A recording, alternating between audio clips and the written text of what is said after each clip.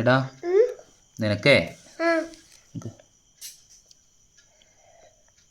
ജലദോഷം ഉണ്ട് കേട്ടോ. അപ്പോൾ നാളെ എക്സാമുള്ള പരീക്ഷ ഉണ്ട്.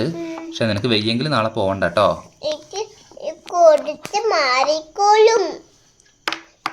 മാറിയിട്ടുണ്ടെങ്കിൽ പോവാ, ഇല്ലെങ്കിൽ പോകണ്ട കേട്ടോ. വയ്യെങ്കിൽ തൽക്കാലം നമ്മൾ നിർത്തിയാലോ എഴുത്ത്.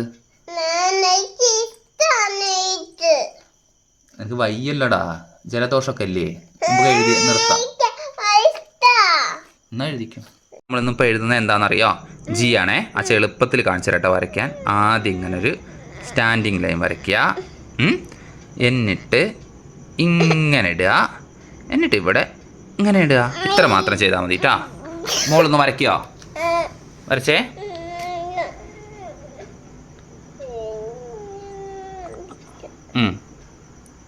അതാച്ചൻ തെളിയാത്തോണ്ട് വരച്ചതാ. 2 വട്ടം അങ്ങനെ ആക്കണ്ട. ശരി, ഇനി വരയ്ക്കേ.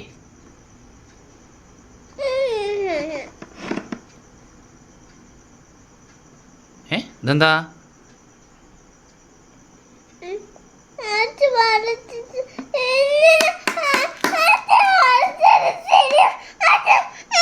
എന്താ പ്രശ്നം? എന്താണ്? അതേപോലെ മോക്ക് വരയ്ക്കാൻ പറ്റിയില്ലല്ലോ.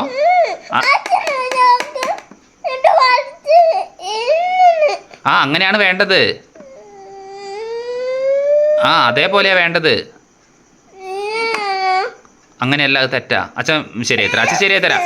അച്ഛൻ ഒന്നും കൂടെ കാണിച്ചുതരാം. കരയണ്ടടോ, കരയണ്ട. ഇതൊക്കെ ചെറിയ കാര്യമില്ലേ. അച്ഛൻ ശരിയാക്കി തരാം, ശരിയായി തരാം. ഒന്നും കൂടെ അച്ഛൻ കൈ പിടിച്ച് എഴുതി തരാം. നമ്മളിപ്പില്ലേ നയൻ ഇങ്ങനെയല്ലേ എഴുതുക? ഇതേപോലെ ഒന്ന് എഴുതിയേ മോള്. ഇത് മാത്രം ഒന്ന് എഴുതിയേ. അച്ഛൻ കാണിച്ചുതരാം, അച്ഛൻ കാണിച്ചുതരാം. നയൻ മാത്രം ഒന്ന് എഴുതിയേ. ഇങ്ങനെ എഴുതിയിട്ട് അടിപൊളി, മോള് എഴുതിയല്ലോ. ഇനി എന്താ ചെയ്യേണ്ടതെന്ന് അറിയോ? ഇനി ഇവിടെ ഇങ്ങോട്ട് നോക്ക്, ഇങ്ങോട്ട് നോക്ക്. ഇങ്ങനെ ആക്കിയാൽ മതി. ഇത്രയേ ഉള്ളൂ. അങ്ങനെ ഒന്ന് ആക്കി നോക്കിയേ. അയ്യോ, ഇത് ശരിയാണോ?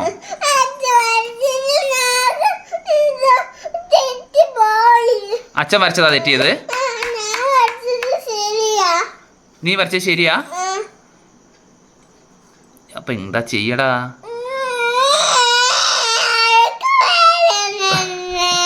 ഉറക്കം വരുന്നുണ്ടല്ലേടാ? കുഴപ്പമില്ല. എണ്ണീറ്റ് കുഴപ്പമില്ല. നമുക്ക് ശരിയാക്കത്. പിന്നെ പഠിക്കാം. ശരി. ഇല്ലടാ, കരയണ്ടടാ. കുഴപ്പമില്ല. അച്ഛൻ മായിച്ച് മുഴുവൻ മായിച്ച്. കുഴപ്പമില്ല, ഉറങ്ങാം നമുക്ക്. വാ. കരയണ്ട. നിർത്തി.